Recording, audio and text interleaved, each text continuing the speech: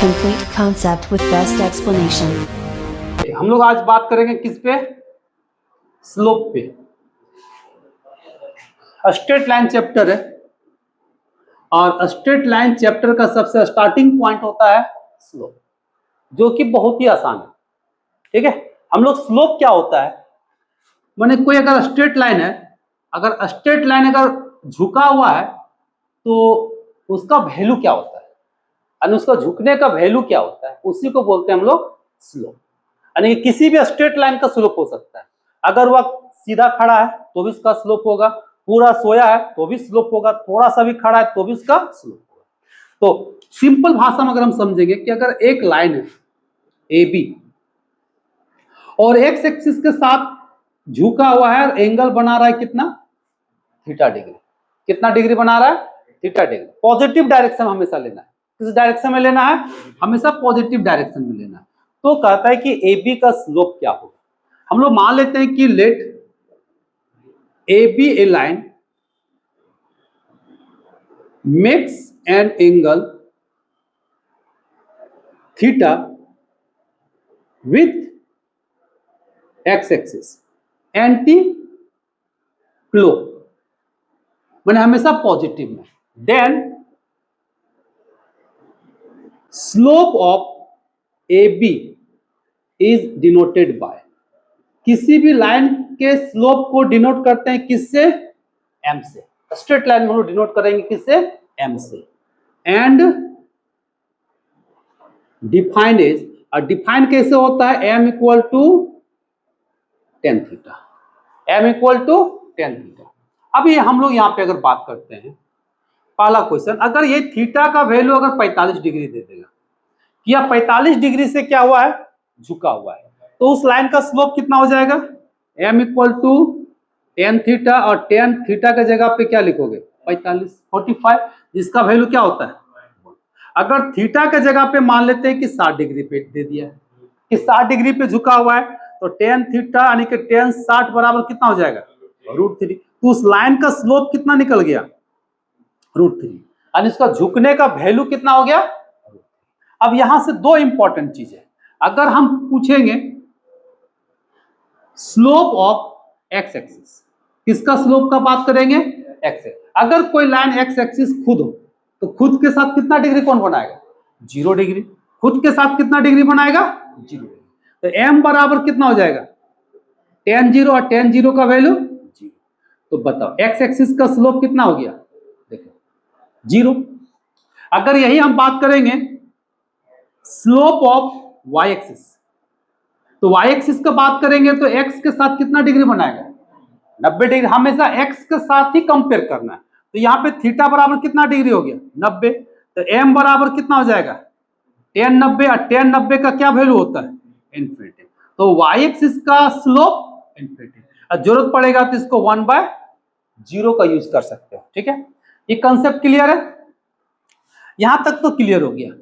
अगर एंगल दिया हुआ है तो हम लोग स्लोप का यूज करेंगे, m equal to tan theta. क्या यूज करेंगे, m equal to tan theta. अब हम लोग आते हैं, चलिए इसको हम लोग मान लेते हैं टाइप 1। अब इसको टाइप 2 में आते हैं। अगर मान ले के एंगल नहीं दिया तब क्या करेगा, उस समय उस लाइन का दो गो पॉइंट दिया हुआ रहेगा, x1 y1 b x2 y2। अगर पॉइंट, अगर एंगल नहीं दिया है तो क्या देगा, दो को कोऑर्डिनेट देगा। और जब दो कोऑर्डिनेट देगा तो उसका स्लोप क्या होता है, m equal to difference of y coordinate by difference of x coordinate. क्या फॉर्मूला होता है इसका स्लोप का, difference of y coordinate by difference of x coordinate.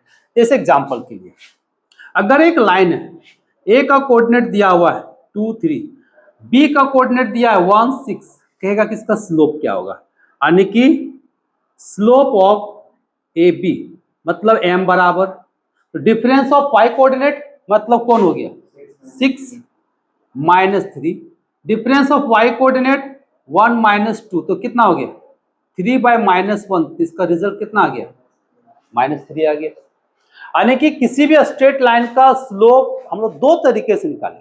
यहाँ पे कोऑर्डिनेट ज्योमेट्री में, एक एंगल दिया हुआ रहेगा तो m बराबर क्या यूज करेंगे, tan थीटा। अगर एंगल ना दिया हो तब क्या देखना हम लोग को, पॉइंट देखना है। अगर 2 पॉइंट दिया है तो उसका स्लोप का फॉर्मूला होता है difference of y coordinate by difference of x coordinate. ये 2 तरीके से हम लोग क्या करते हैं, स्लोप निकालते हैं। अब हम लोग यहाँ पे बात करेंगे कि अगर 2 लाइन परपेंडिकुलर होगा तो स्लोप क्या होगा, पैरेलल होगा तो स्लोप क्या होगा, और कोलिनियर होगा तो स्लोप क्या होगा। तो 3 पॉइंट है, इसको नोट करो फिर उसको बताएं।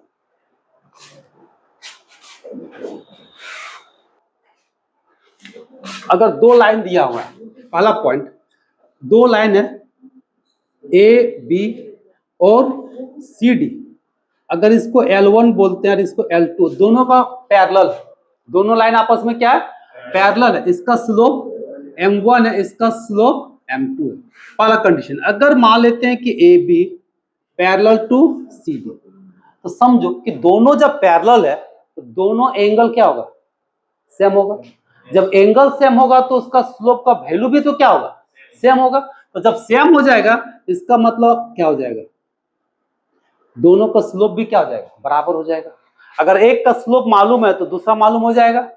अगर यही कंडीशन, ये पहला नंबर। सेकंड नंबर, अगर ये दोनों लाइन, ये हो गया ए बी और ये हो गया आपका सी डी, अगर परपेंडिकुलर हो, अगर हम मान लेते हैं कि A B perpendicular to C D, तो समझ जाओ कि दोनों का प्रोडक्ट -1 के इक्वल होगा।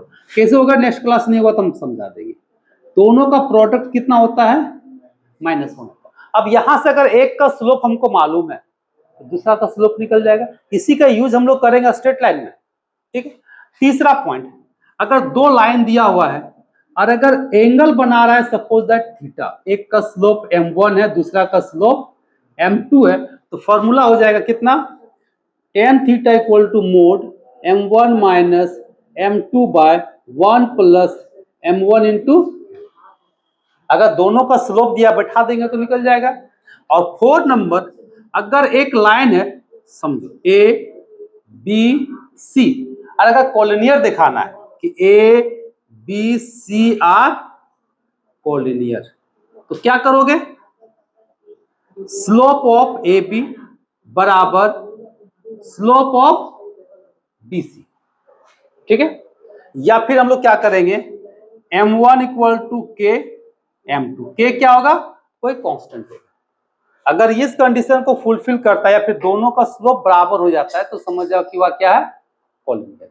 क्योंकि बराबर करने का मतलब क्या हो गया, ए बी का एंगल और बी सी का भी एंगल क्या होगा, सेम होगा, यानी कि प्रोपोर्शनल भी होता है। और कोलिनियर दिखाने का बहुत सारा कंडीशन होता है। अभी हम लोग जस्ट देखें, एरिया 0 हो गया तो क्या हो गया, कोलिनियर हो गया।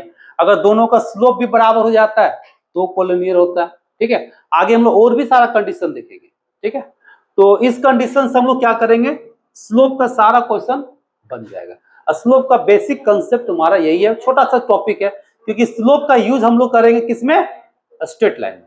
यह जानना जरूरी है। इस चैप्टर का आप लोग पूरा बना लेना है, अभी बैठ कर बना देखना, सब बनेगा। फिर हम लोग नेक्स्ट क्लास नहीं होगा तो स्टार्ट कर देंगे स्ट्रेट लाइन।